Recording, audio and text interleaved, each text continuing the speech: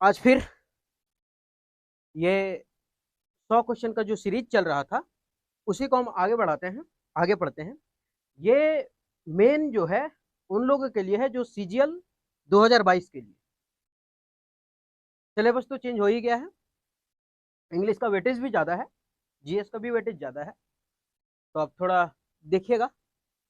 और series by series है, हम कोशिश करेंगे कि 100 क्वेश्चन में नहीं, मतलब जब इंग्लिश पढ़ाएं तब आपको जहां तक हो सके अपना 100% देने की कोशिश करेंगे। आप ध्यान दीजिएगा, थोड़ा क्वालिटी बढ़ा लीजिएगा, इसके लिए बार बार बोलते हैं, क्षमा चाहिए इसके लिए, क्वालिटी बढ़ा लीजिएगा। चलिए पढ़ते हैं आगे। The painting of natural sceneries, the painting of natural sceneries मतलब ये जो सीनरीज का पेंटिंग है आर सेलिंग, बिक रहा है लाइक अ हॉट केक। और सबसे पहले हॉट केक मतलब होता है गरम गरम केक छना के नहीं निकल रहा है। ये हॉट केक का मतलब होता है बहुत तेजी से बिकना। ये फ्रेजल इडियम है ये, है ना। हॉट केक मतलब होता है सेलिंग लाइक हॉट केक का मतलब होता है बहुत तेजी से बिकना। तो ये कोई वर्ड ऐसा नहीं है कि बिक रहा है गरम केक केक जैसा, नहीं, मतलब बहुत तेजी से बिक रहा। ये एक इडियम है, अगर हिंदी में बोले तो एक मुहावरा है, कहावत। अब समझते हैं इसके बारे में। The painting of natural sceneries are selling like hot cake मतलब जो पेंटिंग किया गया है नेचुरल प्राकृतिक रूप से, प्राकृतिक का जो पेंटिंग किया गया वो बहुत तेजी से बिक रहा है। सबसे पहले समझने वाली बात क्या है कि सबसे पहले छांट के देखते हैं कि ये गलत क्या है। सबसे पहला पहला में देखते हैं, थोड़ा सा लंबा है तो इसको आगे बढ़ा लेते हैं कि आर सेलिंग है।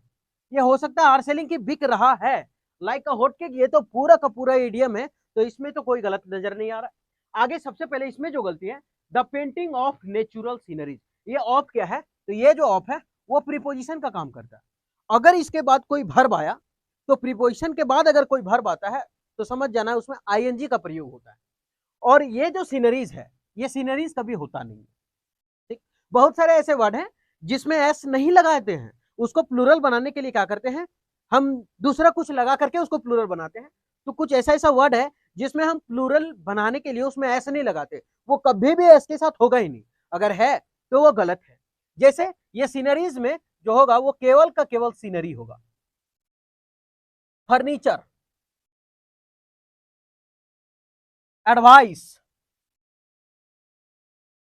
Information, luggage,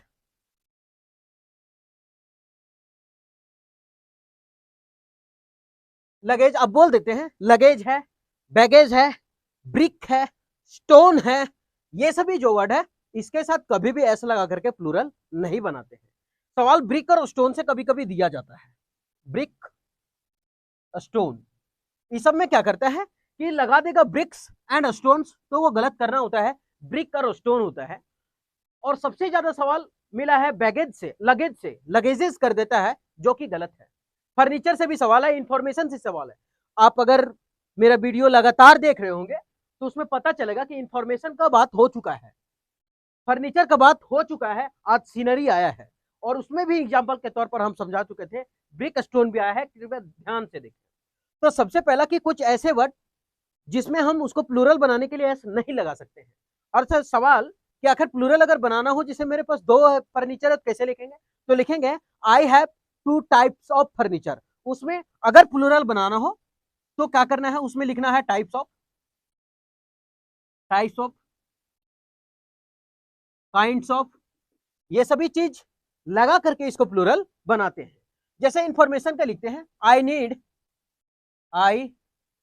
need information, information in detail. ये अब सवाल यहां कर देगा एस, तो इसे दे देगा और बोलेगा ये नो एरर है, छाटिए। तो याद रखना है कि आई नीड इंफॉर्मेशन नहीं होता है, क्या होता है, इंफॉर्मेशन, यहां एस को हटाना पड़ेगा।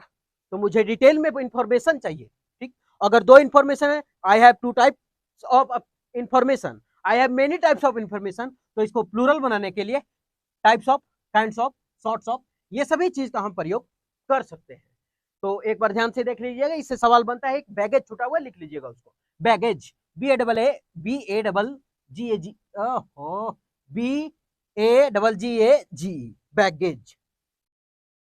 आगे नेक्स्ट सवाल बढ़ते हैं, तो समझ में आ गया कि सीनरीज की जगह क्या होगा, सीनरी। फिर डिस्कस्ड वो डिस्कस किया द मर्डर केस के बारे में विथ हिज जूनियर्स। किसके साथ? अपने जूनियर्स के साथ। पहले चलते हैं इसके कहानी पहला में। यह क्या लिखा है? डिस्कस्ड। ये डिस्कस और डिस्क्राइब का कहानी आप याद कीजिएगा कि डिस्कस और डिस्क्राइब के साथ कभी भी अबाउट का प्रयोग नहीं होता है, कभी भी इसके साथ प्रीपोजिशन नहीं लगता है। डिस्कस और डिस्क्राइब ये सब के साथ अबाउट दे देता है, लेकिन ये गलत होता है। यहां नहीं दिया हुआ है, इसका मतलब ये सही है। और हम बोले थे कि यहाँ वर्ब टू लगा ही डिस्कस्ड, इसका मतलब क्या कि काम आज के पहले हुआ। हम बताए हैं कि अगर वर्ब टू है इसका मतलब काम आज के पहले हुआ। ही डिस्कस्ड, वो डिस्कस किया काम आज के पहले द मर्डर केस। किसके बारे में? मर्डर केस के बारे में विथ हिज जूनियर्स। सबसे पहला ये जूनियर्स जो है विथ हिज, चल विथ ठीक है, हिज किसके लिए है? तो अपनों के लिए। ही का रिलेशन वर्ड क्या होता है? हिज। वन का क्या होता है? वंस। दे का क्या होता है? देयर। इट का क्या होता है? इट्स। सी का क्या होता है? हर। तो अगर यहाँ सी होता तो यहाँ हर होता, अगर यहाँ वन होता तो यहाँ वंस होता, अगर यहाँ दे होता तो यहाँ देयर होता, अगर यहाँ इट होता तो यहाँ इट्स होता। तो यहाँ ही है तो यहाँ हीज है, ये सही है। अब सवाल जूनियर्स, ये गलत क्यों है? क्योंकि जूनियर्स में कभी एस का प्रयोग नहीं करते। सवाल क्यों क्यों नहीं करते हैं? क्योंकि एक कॉम्परेटिव है। ये कॉम्परेटिव एडजेक्टिव बोलते हैं इसको। कौन सा कॉम्परेटिव एडजेक्टिव है? तो कॉम्परेटिव का मतलब क्या होता है? तुलना करना। कॉम्परेटिव मतलब क्या होता है? तुलना करना। और ये कॉम्परेटिव एडजेक्टिव है, मतलब तुलना करने के बाद बोलते हैं। जैसे सीनियर जूनियर तुलना कर रहे हैं कि मेरे से वो जूनियर है, तुलना कर रहे हैं। और तुलना करने में क्या होता है कि हम पहले भी बताएं कि जब भी एडजेक्टिव हो तो उसमें एस और ईएस लगा करके हम उसको प्लूरल नहीं बनाते हैं। जैसा Ram is a poor boy, adjective है क्या? तो जो क्या कैसे किसको का जवाब दे दे उसको एडजेक्टिव कहते हैं। सवाल कि जैसे Ram is a poor boy, कैसा है? तो गरीब है। तो ये जो गरीब हुआ, पुअर हुआ, वो क्या हुआ? एडजेक्टिव हुआ। जैसे he is a rich man, वह जो है वो अमीर आदमी है, इसका मतलब क्या है? कैसा आदमी है? अमीर है। ये जो रिच है वो क्या है? तो वो एडजेक्टिव है।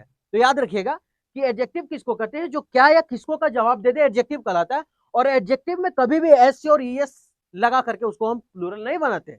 एडजेक्टिव में कभी भी एस और ईएस लगता ही नहीं है। ये बात नोट कर लीजिएगा अपने नोट्स बुक में कि एडजेक्टिव में एस नहीं लगता है। तो यहाँ जूनियर्स का हो जाएगा जूनियर। अब सवाल कॉम्परेटिव, हालांकि इसको लैटिन कॉम्परेटिव एडजेक्टिव बोल देते हैं, लैटिन कॉम्परेटिव एडजेक्टिव बोलते हैं इसको जूनियर को। याद रखना है कि कभी भी एडजेक्टिव में एस या एस का प्रयोग नहीं होता है। ठीक, तो ही डिस्कस, डिस्कस के साथ क्या है? डिस्कस और डिस्क्राइब दोनों के साथ अबाउट का प्रयोग नहीं होगा, प्रीपोजिशन नहीं लगता है। द मर्डर, इस मर्डर के साथ case with his juniors, junior ना होकर के क्या हो जाएगा? जूनियर। क्या हो जाएगा? जूनियर। नेक्स्ट, आई, मैं, गो टू स्कूल। मैं I go to school by walk, वो चल के स्कूल जाता है। I go to school walk, वो चल के स्कूल जाता है। अब सबसे पहले गो, सही। टू क्या है? तो टू एक प्रीपोजिशन है जो डायरेक्शन के लिए यूज होता है। टू अगर सटीक डायरेक्शन दे रहा है तब तो टू का प्रयोग हो जाता है। जैसे I am going to market, में मार्केट जा रहा हूं, तो टू मार्केट, जगह का नाम बता दिए, मार्केट ही जा रहे हैं। डायरेक्शन अगर दे दे रहे तो टू। और टू के बाद आने वाला वर्ब का कौन सा फॉर्म होता है? वन। लेकिन वो एडजेक्टिव के साथ नहीं होना चाहिए, एडवर्ब के साथ नहीं होना चाहिए, प्रीपोजिशन के साथ नहीं होना चाहिए, तभी वो लगेगा। अगर इस सभी के साथ फ्रेजल वर्ब के साथ है, एडजेक्टिव के साथ है टू, तो उसके बाद आईएनजी का फॉर्म होता है जिसको हम लोग बोलते हैं जिरंड। कभी जिरंड पढ़ेंगे तो डिटेल से उसका एनालिसिस करेंगे डिटेल में। I go to school by walk, by walk नहीं, इसका होता है ऑन फुट, ऑन फुट। हाँ, अगर यहां बस होता तो सही होता, I go to school by bus, I go to school by car, I go to school by helicopter, ये सभी है। तो याद रखिए हम लोग चल के जाते हैं तो क्या होगा? On foot. तो I go to school by on foot. अब ये यहां गलती हो गया।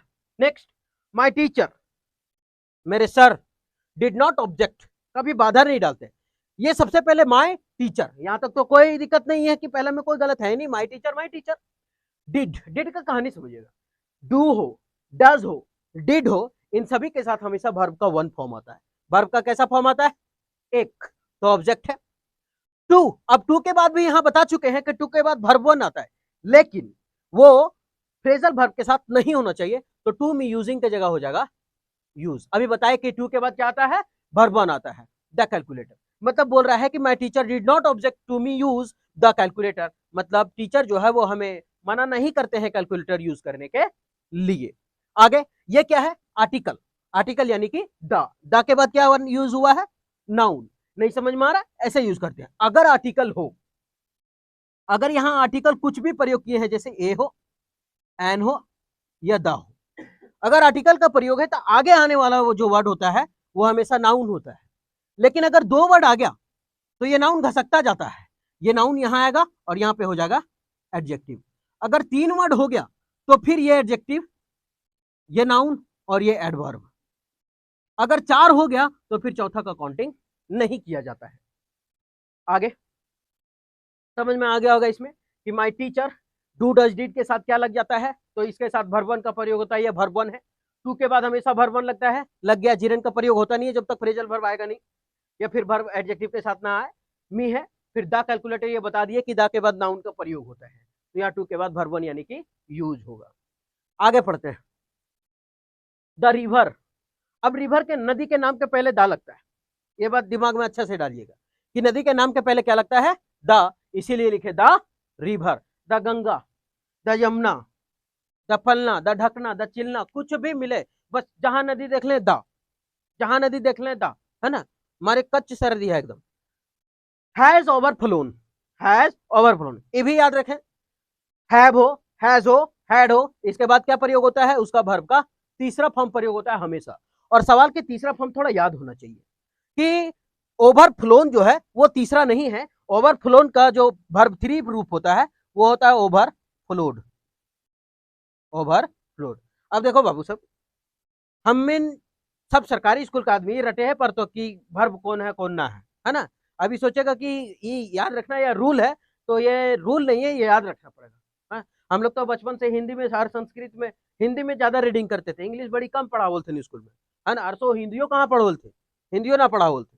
अब सबसे पहले द रिवर, और रिवर के लिए लगा है इट्स, तो ओवरफ्लोड इट्स बैंक्स, मतलब बैंक मतलब क्या होता है, नदी का किनारा, तो वहां से बह रहा है ना, ओवरफ्लोड हो गया। तो इसमें ज्यादा कुछ था नहीं। सबसे पहला कि रिवर के नाम के पहले क्या लगता है, द, उसके बाद है, इसके बाद क्या लगता है, वर्ब 3, ये हर बार बताते आते हैं। और वर्ब 3 ओवरफ्लोन क्या कहता है, ओवरफ्लोड, तो क्या गलत है, हाँ ओवरफ्लोन गलत है, ओवरफ्लोड होगा। इट्स किसके लिए लगा है, तो रिवर के लिए लगा है, बैंक से मतलब किनारा। Next, the principal. The principal, ये प्रिंसिपल बहुत कंफ्यूज करता है, सवाल दिया जाता है इसमें, ठीक है। द प्रिंसिपल, अब ये प्रिंसिपल के बारे में समझते हैं। लिखा हुआ है स्पेलिंग प्रिंसिपल, ये एक होता है प्रिंसिपल, ये। अब दोनों में कंफ्यूजन होता है आदमी। सबसे पहले एक वर्ड याद रखिएगा कि फ्रेंड मतलब क्या होता है, दोस्त, और पाल मतलब क्या होता है, दोस्त। फ्रेंड बराबर पाल, है ना। एक मतलब भी मित्र और उसका मतलब भी मित्र, फ्रेंड मतलब होता है पाल। अब एक बात बताओ, सबसे पहले इसका हिंदी लिख देते हैं कि इसका हिंदी जो होता है, प्रिंसिपल का क्या होता है, अध्यापक, और ये प्रिंसिपल का मतलब होता है सिद्धांत, सिद्धांत। अब एक बात याद रखिएगा, दोस्त का हिंदी क्या है, पाल, दोस्त का हिंदी क्या होता है, पाल। अब ये जो दोस्त का हिंदी पाल है, तो पाल हम दोस्त किसको बना सकते हैं, सिद्धांत को बना सकते हैं दोस्त, या अध्यापक दोस्त बन सकता है, दोस्त कौन बन सकता है, अध्यापक। तो ये अध्यापक जो दोस्त बन सकता है, सॉरी, ये जो अध्यापक दोस्त बन सकता है, तो समझ जाना कि जो दोस्त बन सकता है पाल, वही है मेरा अध्यापक। और सिद्धांत तो दोस्त है नहीं, है ना, बनेगा तो आदमी हो कि कोई दूसरी चीज का बना ले। तो प्रिंसिपल, ये पाल है दोस्त, तो इसका मतलब दोस्ती करेंगे सर से, और ये प्रिंसिपल का मतलब होता है सिद्धांत। ये दोनों कंफ्यूजन, ये एरर में दिया जाता है, ये बात को याद रखिएगा, इसे एरर में दिया जाता है। आगे, तो द प्रिंसिपल समझ में आगला हो, द आर्टिकल, अभी जस्ट चर्चा की तो ऊपर की, द के बाद क्या आता है, नाउन, देखा अगला ने, नाउन ही तो है। नाउन क्या है, तो जो देखो ये जो सूजो वो नाउन है, कहानी खत्म। जो दिख रहा है कलम, नाउन। और क्या दिख रहा है, बोर्ड, नाउन। और क्या दिख रहा है, डस्टर, नाउन। जो दिख रहा है नाउन है, हाँ। और है ना उनका परिभाषा, ऐसा थोड़ी है, नाउन का परिभाषा, लेकिन हम लोग ऐसा ही ठठिया भाषा में, है ना, कि जे देखा लो नाउन, आगे और भी होता है आगे। तो द प्रिंसिपल, अब इसका मतलब ये प्रिंसिपल मतलब ये सिद्धांत नहीं, क्या होगा, दो मतलब अध्यापक। द प्रिंसिपल स्टार्टेड, शुरू कर दिया। अब स्टार्टेड वर्ब टू है, हम क्या बोले कि वर्ब टू मतलब जो काम आज के पहले खत्म हुआ, तो ये आज के पहले खत्म हो रहा है, इसका मतलब आज के पहले खत्म हो रहा है क्योंकि वर्ब टू। अब सवाल कि वर्ब टू और वर्ब थ्री साथे रहता है तो कैसे चिन्ह है उस सबके कि वर्ब टू और वर्ब थ्री, तो याद रखना है कि वर्ब थ्री कभी भी हैव हैज हैड के बिना नहीं आता है। वो अगर हैव हैज हैड है तो समझ जाना वर्ब थ्री है, और नहीं है तो वर्ब टू है, तो इसके साथ है नहीं तो ये वर्ब टू है। अब हिज किसके लिए लगा, प्रिंसिपल के लिए, प्रिंसिपल तो नाउन है तो उसका प्रोनाउन ही यूज करेंगे, है ना, तो ही का हिज होगा। और lecture with a pessimistic note, कैसा लिखा है, with a pessimistic note. Pessimist और एक होता है ऑप्टिमिस्ट, याद रखिएगा।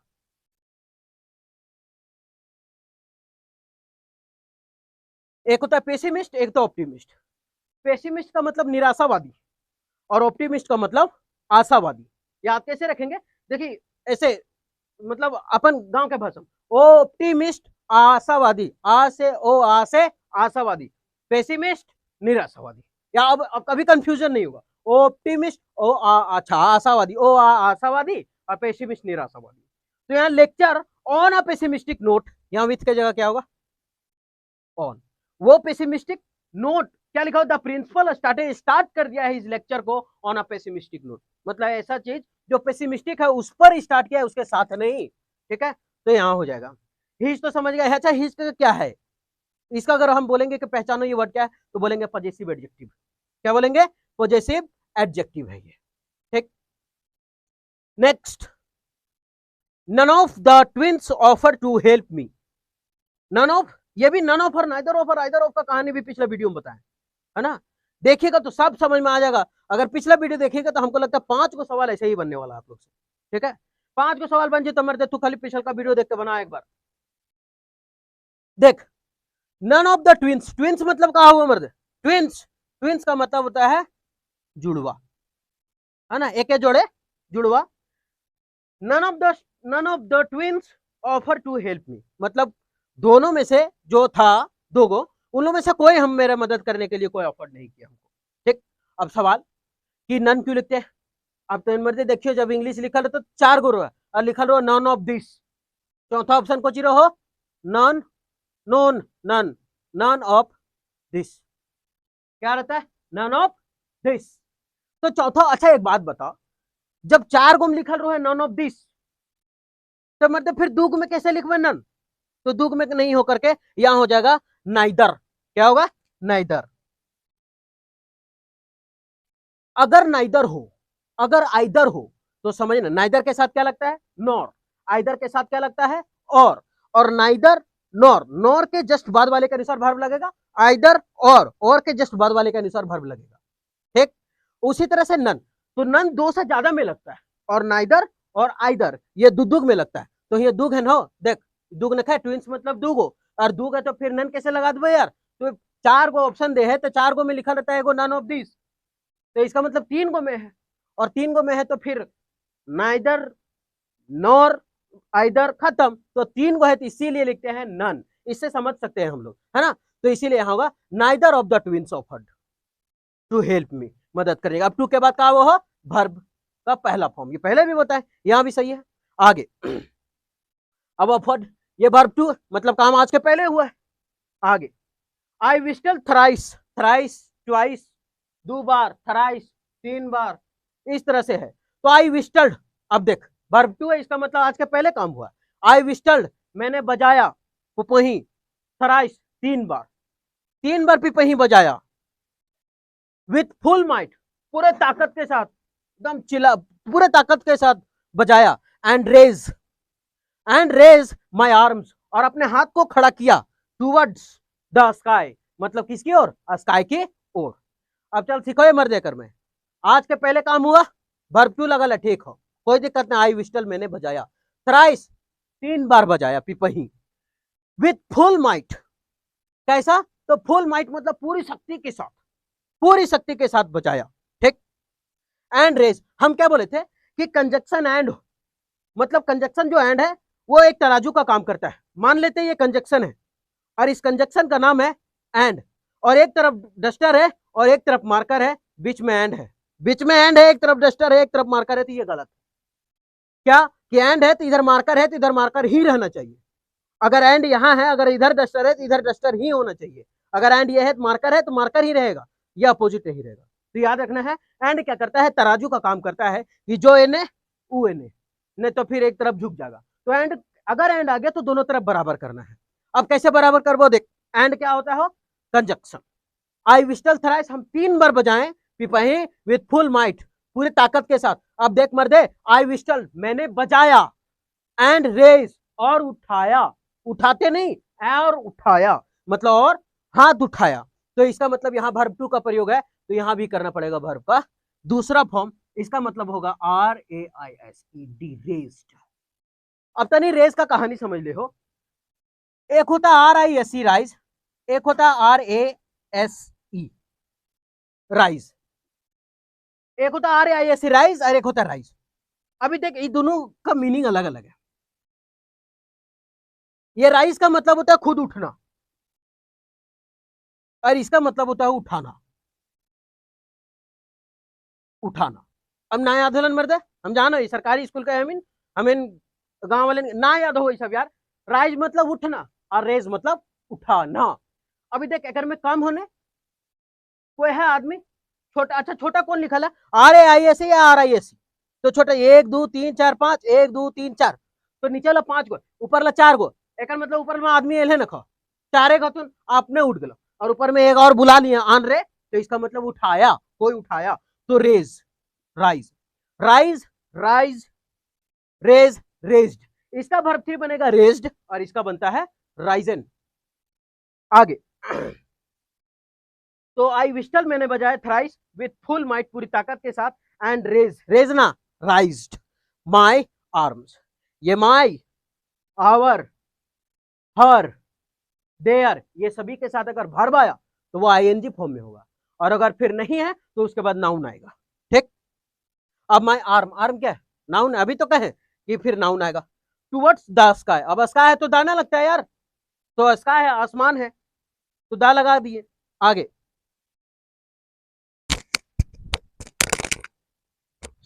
सॉरी सॉरी मैं गिर गया था।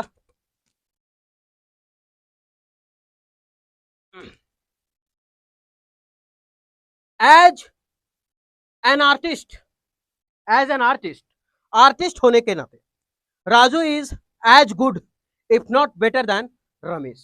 सवाल क्या कह रहा है कि as an artist, artist, as an artist, artist होने के नाते Raju is as good, Raju जो है वो बहुत बढ़िया है, if not better than Ramesh, लेकिन रमेश से बढ़िया नहीं है। ये एज गुड का कहानी समझ। सबसे पहला एन क्यों लगा, एन आर्टिस्ट क्यों लगा, क्योंकि हम लोग जानते हैं ए जो लगता है वो क ख ग घ अंगा, ए कहाँ लगता है, क से लेके आज्ञा तक में लगेगा ए, और अंग से लेकर के आहा यहां तक लगेगा एन, और बाकी दा तो जानो है ना, जो सीमित हो, जो कुछ हो, जिसको हम स्पेसिफिक बना दिए हो, उसको बोलते हैं।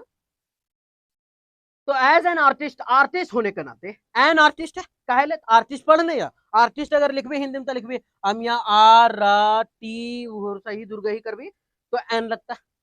राजू इज, अब राजू सिंगुलर है तो उसके साथ क्या आया, इज, क्योंकि प्लूरल होता है, as for singular, is, was, has, सब में देखो लास्ट में ऐसे तो सिंगुलर, बाकी छोटला प्लूरल।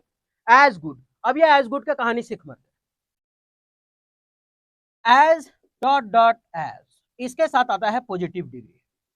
क्या आता है, positive degree. As good as better as गलत है ना, एज वेल एज कह दिए ना, as well as good as कोई, तो इसका मतलब कि एज और एज के बीच में क्या आता है, पॉजिटिव डिग्री का प्रयोग होता है। तो देख कहाँ एज गुड, एज गुड, कहीं 11 एज हो चैन हो, अभी कह लियो ना एज गुड एज, तो फिर यहाँ छूट गया क्या, एज, तो यहाँ लग जाएगा एज, क्या लगेगा, as. If not better than, अब तुलना करने में देन लगता है, देन देखिए कभी कभी देन लिख दो थी यार, कभी कभी नो एरर में देन दे दो थी, तो सोचो थी सही है देन, देन ना ऐसा पर देन, देन, देन रे ये देन ना, देन पढ़ देन है ना, तो नॉट बेटर देन, तुलना कर लेगा देन लगेगा, ये दे देता है कभी कभी, तो ये सही करना पड़ेगा रमेश, रमेश से। आगे पढ़ते हैं, नेक्स्ट लास्ट सवाल। The scientist could not hardly complete all the experiments. The scientist could not hardly complete, मतलब बहुत ही मुश्किल से वो अपना कंप्लीट कर पाया किस चीज का, एक्सपेरिमेंट्स का। ठीक, अब ऑल है ना, देख हम कल भी बताए थे सब कि अगर ऑल है तो उसके बाद दा लगेगा, लेकिन अगर होल है तो उसके पहले दा लगेगा। ऑल है तो बाद में और होल है तो पहले, लेकिन ऑल के बाद जो भी आता है वो कैसा आता है, प्लूरल में। तो देख मर्दे एक्सपेरिमेंट्स लिखा लो कि सब कुछ प्रूव हो जा रहा है यार। आगे, द साइंटिस्ट कुड नॉट, अब कुड है ना, अब कुड नॉट है। अभी देख मर्दे ये हार्डली लिखा लो, हार्डली के बारे में भी कल बताए थे, हार्डली के बारे में भी कल बताए थे हम। हार्डली इसका मतलब क्या था मालूम है, हार्डली का मतलब ना के बराबर, एकदम ना के बराबर होता है हार्डली मतलब, है ना। और हार्डली देखिए, हार्डली कल भी लिखे थे इसको, हार्डली, स्कैर्सिली, बेयरली, ये क्या लेता है अपने साथ, इन्वर्जन लेता है। इन्वर्जन का मतलब क्या होता है, अगर ये सब वर्ड आ गल तो ना, तो वर्ब तो बाद में लगभग करता सब्जेक्ट है, वो पहले लगी तो, है ना। अगर हार्डली आ गया तो इसके पहले हैड ही हैड नहीं लिखेंगे, ही हैड नहीं, इसका क्या होगा, हैड ही।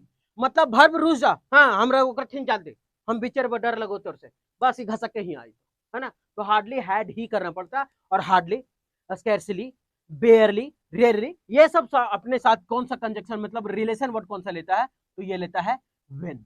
और ये कभी कभी एग्जाम में देन लगा के दे देगा, तो ध्यान रखेगा इस बात को। हार्डली, स्कैर्सली, बेयरली, ये सभी साथ इन्वर्जन लेता है, मतलब पहले वर्ब होता, बाद में क्या होता, सब्जेक्ट, और बाद रिलेशन वाला वर्ड कंज्यूमर भी एक रिश्ता दरव व्हेन।